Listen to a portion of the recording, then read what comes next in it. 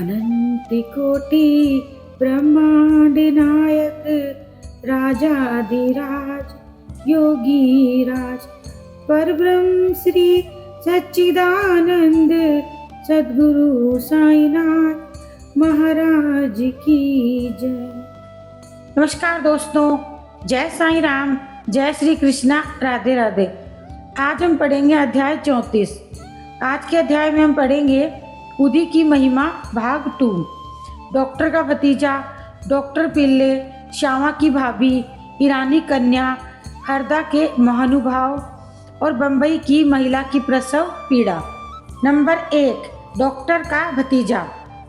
नासिक जिले के मालेगांव में एक डॉक्टर रहते थे। उनका भतीजा एक असाध्य रोग से पीड़ित था। उन्होंने तथा उनके सभी डॉक्टर मित्रों ने समस्त उपचार किए, यहाँ तक कि उसकी शल्य चिकित्सा भी करवाई, फिर भी बालक को कोई लाभ न हुआ। उसके कष्टों का पारावार न था। मित्र और संबंधियों ने बालक के माता पिता को दैविक उपचार करने का परामर्श देकर श्री साईं बाबा की शरण में जाने को कहा, जो अपनी दृष्टि मात्र से ही असाध्य रोग साध्य करने के लिए प्रसिद्ध हैं। अतः माता पिता बालक को साथ लेकर शिरडी आए। उन्होंने बाबा को साष्टांग प्रणाम कर श्री चरणों में बालक को डाल दिया और बड़ी नम्रता तथा आदर पूर्वक विनती की, प्रभु हम लोगों पर दया करो, आपका संकट मोचन नाम सुनकर ही हम लोग यहाँ आए हैं। दया कर इस बालक की रक्षा कीजिए, प्रभु हमें तो केवल आप पर ही भरोसा है। प्रार्थना सुनकर बाबा को उन पर दया आ गई और उन्होंने सांत्वना देकर कहा कि जो इस मस्जिद की सीढ़ी चढ़ता है उसे जीवन पर्यंत कोई दुख नहीं होता। चिंता न करो, यह उदी लो, उस रोग ग्रसित स्थान पर लगाओ। ईश्वर पर विश्वास रखो, वह सप्ताह के अंत में पूर्ण स्वस्थ हो जाएगा। यह मस्जिद नहीं, यह तो द्वारका माई है और जो इसकी सीढ़ी चढ़ेगा उसे स्वास्थ्य और सुख की प्राप्ति होगी, उसके कष्टों का अंत हो जाएगा। बालक को बाबा के सामने बिठाया। वे उस रोगग्रस्त स्थान पर अपना हाथ फेरते हुए दयापूर्ण दृष्टि से बालक की ओर निहारने लगे। रोगी अप्रसन्न रहने लगा और उदी के लेप से बालक थोड़े समय में ही स्वस्थ हो गया। माता पिता अपने को बाबा का ऋणी और कृतज्ञ मानकर बालक को लेकर शिरडी से चले गए। यह लीला देखकर बालक के काका को, जो डॉक्टर थे, महान आश्चर्य हुआ तथा उन्हें भी बाबा के दर्शनों की तीव्र उत्कंठा हुई। इसी समय जब वे कार्यवश बंबई जा रहे थे, तभी मालेगांव और मनवाड़ के निकट किसी ने बाबा के विरुद्ध उनके कान भर दिए। इस कारण वे शिरडी जाने का विचार त्याग कर सीधे बंबई चले गए। वे अपनी शेष छुट्टियां अलीबाग में व्यतीत करना चाहते थे, परंतु बंबई में उन्हें लगातार 3 रात्रियों तक एक ही ध्वनि सुनाई पड़ी कि क्या अब भी तुम मुझ पर अविश्वास कर रहे हो। तब डॉक्टर ने अपना विचार बदलकर शिरडी को प्रस्थान करने का निश्चय किया। बंबई में उनके एक रोगी को सांसर्गिक ज्वर आ गया, जिसका तापक्रम कम होने के कोई लक्षण दिखाई न देने के कारण उन्हें ऐसा लग रहा था कि कहीं शिरडी की यात्रा स्थगित न करनी पड़े। उन्होंने अपने मन ही मन एक परीक्षा करने का विचार किया। यदि रोगी आज अच्छा हो जाए, कल ही मैं शिरडी के लिए प्रस्थान कर दूंगा। आश्चर्य यह है, जिस समय उन्होंने यह निश्चय किया, ठीक उसी समय से ज्वर में उतार होने लगा और ताप क्रमशः सामान्य स्थिति पर पहुंच गया। तब वे अपने निश्चय अनुसार शिरडी पहुंचे और बाबा का दर्शन करके उन्हें प्रणाम किया। बाबा ने उन्हें कुछ ऐसे अनुभव दिए कि वे सदा के लिए उनके भक्त हो गए। डॉक्टर वहां 4 दिन ठहरे और उदी तथा आशीर्वाद प्राप्त कर घर वापस आ गए। एक पखवाड़े में ही पदोन्नति पाकर उनका स्थानांतरण बीजापुर हो गया। भतीजे की रोग मुक्तता ने उन्हें बाबा के दर्शनों का सौभाग्य दिया तथा शिरडी की यात्रा ने उनकी श्री साईं के चरणों में प्रगाढ़ प्रीति उत्पन्न कर दी। डॉक्टर पिल्ले बाबा के एक निष्ठ भक्त थे। इसी कारण बाबा उन पर अधिक स्नेह रखते थे। उन्हें सदा भाऊ कहकर पुकारते तथा हर समय उनसे वार्तालाप करके प्रत्येक विषय में परामर्श भी लिया करते थे। उनकी सदैव यही इच्छा थी कि वे बाबा के समीप ही बने रहें। एक बार डॉक्टर पिल्ले को नासूर हो गया। वे काका साहब दीक्षित से बोले कि मुझे असह्य पीड़ा हो रही है और मैं अब इस जीवन से मृत्यु को अधिक श्रेष्ठकर समझता हूँ। मुझे ज्ञात है इसका मुख्य कारण मेरे पूर्व जन्म के कर्म ही हैं। जाकर बाबा से कहो कि मेरी यह पीड़ा अब दूर करें। मैं अपने पिछले जन्म के कर्मों को अगले 10 जन्म में भोगने को तैयार हूँ। तब काका दीक्षित ने बाबा के पास जाकर उनकी प्रार्थना सुनाई। साईं तो दया के अवतार ही हैं। वे अपने भक्तों को कैसे कष्ट दे सकते थे। उनकी प्रार्थना सुनकर उन्हें भी दया आ गई और उन्होंने दीक्षित से कहा, पिल्ले से जाकर कहो कि घबराने की कोई बात नहीं। कर्मों का फल 10 जन्मों में क्यों भुगतना पड़ेगा। केवल 10 दिन में ही इन जन्मों का कर्मफल समाप्त हो जाएगा। मैं तो यहाँ तुम्हें धार्मिक और आध्यात्मिक कल्याण देने के लिए ही बैठा हूँ। प्राण त्यागने की इच्छा कदापि न करनी चाहिए। आओ, पीठ पर लाद कर उन्हें यहाँ ले आओ। मैं सदा के लिए उनका कष्टों से छुटकारा कर दूंगा। तब उसी स्थिति में पिल्ले को वहाँ लाया गया। बाबा ने अपनी दाहिनी ओर उनके सिरहाने अपनी गद्दी देकर सुख से लिटाकर कहा कि इसकी मुख्य औषधि तो यह है कि पिछले जन्मों के कर्मफल तो अवश्य ही भोग लेना चाहिए ताकि उनसे सदैव के लिए छुटकारा हो जाए। हमारे कर्म ही सुख दुख के कारण होते हैं, इसीलिए जैसी भी परिस्थिति आए उसी में संतोष करना चाहिए। अल्लाह ही सबको फल देने वाला है और वही सबका रक्षण करता है। ऐसा विचार कर सदैव उनका ही स्मरण करो, वे ही तुम्हारी चिंता दूर करेंगे। तन मन धन और वचन द्वारा उनकी अनन्य शरण में जाओ, फिर देखो कि वे क्या करते हैं। डॉक्टर पिल्ले ने कहा कि नाना साहब ने मेरे पैर में एक पट्टी बांधी है, परंतु मुझे उससे कुछ लाभ नहीं पहुंचा। नाना तो मूर्ख है। बाबा ने कहा, वह पट्टी हटाओ नहीं तो मर जाओगे। थोड़ी देर में एक कौवा आएगा और वह अपनी चोंच इसमें मारेगा, तब तुम शीघ्र ही अच्छे हो जाओगे। जब यह वार्तालाप हो रही थी उसी समय अब्दुल, जो मस्जिद में झाड़ू लगाने का तथा दिया बत्ती आदि स्वच्छ करने का कार्य करता था, वहाँ आया।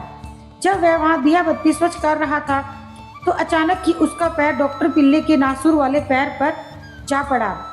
पैर तो सूजा हुआ था और फिर अब्दुल के पैर से दबा होने से उसमें से नासूर के 7 कीड़े बाहर निकल पड़े। कष्ट असहनीय हो गया। डॉक्टर पिल्ले उस स्वर में चिल्ला रहे थे, किंतु कुछ समय के बाद वे शांत होकर गीत गाने लगे। तब बाबा ने कहा, देखा भाऊ, अब अच्छा हो गया ना। और ये गाना गा रहा है और गाने के बोल थे, करम कर मेरे हाल पर तू करीम, तेरा नाम रहमान है और रहीम, तू ही दोनों आलम का सुल्तान है, जहाँ में नुमाया तेरी शान है, फना होने वाला है सब कारोबार, रहे नूर तेरा सदा आशिकार, तू आशिक का हरदम मददगार है। फिर डॉक्टर पिल्ले ने पूछा कि वह कौवा कब आएगा और चोंच मारेगा। बाबा ने कहा, अरे क्या तुमने कौवे को नहीं देखा? अब वह नहीं आएगा। अब्दुल, जिसने तुम्हारा पैर दबाया, वही कौवा था। उसने चोंच मारकर नासूर को हटा दिया। अब वह फिर से क्यों आएगा? अब जाकर वाड़े में विश्राम करो और तुम शीघ्र ही स्वस्थ हो जाओगे।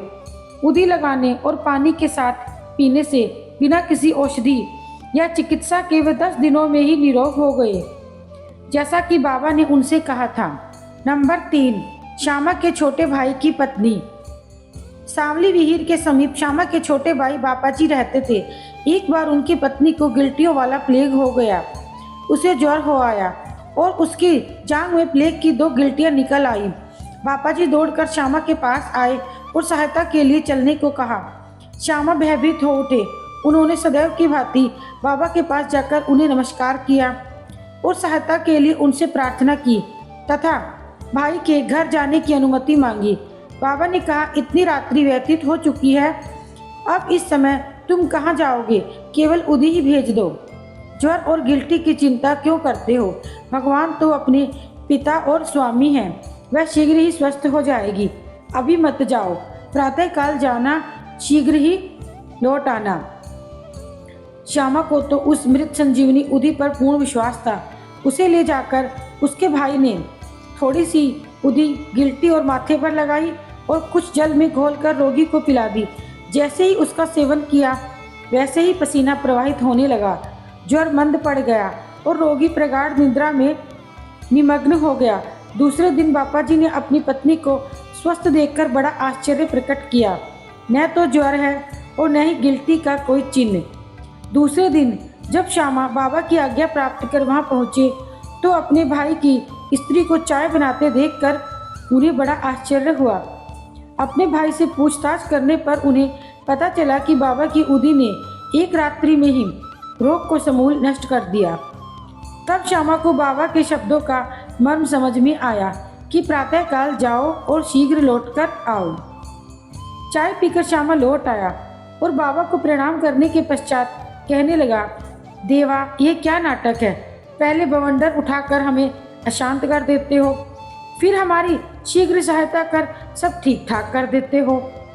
बाबा ने उत्तर दिया कि तुम्हें ज्ञात होगा कि कर्म पथ अति रहस्यपूर्ण है। यद्यपि मैं कुछ नहीं कर सकता, फिर भी लोग मुझे ही कर्मों के लिए दोषी ठहराते हैं। मैं तो एक दर्शक मात्र ही हूँ। केवल ईश्वर ही एक सत्ताधारी और एक प्रेरणा देने वाले हैं। वे ही परम दयालु हैं। मैं न तो ईश्वर हूँ और न मालिक, केवल उनका एक आज्ञाकारी सेवक ही हूँ और सदैव उनका स्मरण किया करता हूँ। जो निरभिमान होकर अपने को कृतज्ञ समझकर उन पर पूर्ण विश्वास करेगा, उसके कष्ट दूर हो जाएंगे और उन्हें मुक्ति की प्राप्ति होगी। नंबर 4, ईरानी कन्या। अब एक ईरानी भद्र पुरुष का अनुभव सुनिए। उनकी छोटी कन्या घंटे घंटे मूर्छित हो जाया करती थी। उसके दांत कस जाते थे, उसके हाथ पैर ऐंठ जाते और बेहोश होकर भूमि पर गिर पड़ती थी। जब नाना प्रकार के उपचारों से भी उन्हें कोई लाभ न हुआ, तब कुछ लोगों ने उस ईरानी से बाबा की उदी की प्रशंसा की और कहा कि यह विले पार्ला में काका साहब दीक्षित के पास से ही प्राप्त हो सकती है। तब ईरानी महाशय ने वहां से उदी लाकर जल में घोलकर अपनी बेटी को पिलाई। प्रारंभ में तो जो दौरे 1 घंटे के अंतर में आया करते थे, बाद में वे 7 घंटे के अंतर में आए और कुछ दिनों के पश्चात वह बिल्कुल आने बंद हो गए और कन्या पूर्ण रूप से स्वस्थ हो गई। नंबर 5, हरदा के महानुभाव। हरदा के एक महानुभाव पथरी रोग से ग्रस्त थे। यह पथरी केवल शल्य चिकित्सा द्वारा ही निकाली जा सकती थी। लोगों ने उन्हें ऐसा ही करने का परामर्श दिया। वे बहुत ही वृद्ध और दुर्बल थे और अपनी दुर्बलता देखकर उन्हें शल्य चिकित्सा कराने का कोई साहस न हो रहा था। इस हालत में उनकी व्याधि को तो इलाज ही क्या।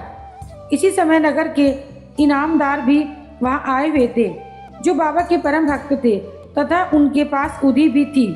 कुछ मित्रों के परामर्श देने पर उनके पुत्र ने उनसे कुछ उदी प्राप्त कर अपने वृद्ध पिता को जल में मिलाकर पीने को दी।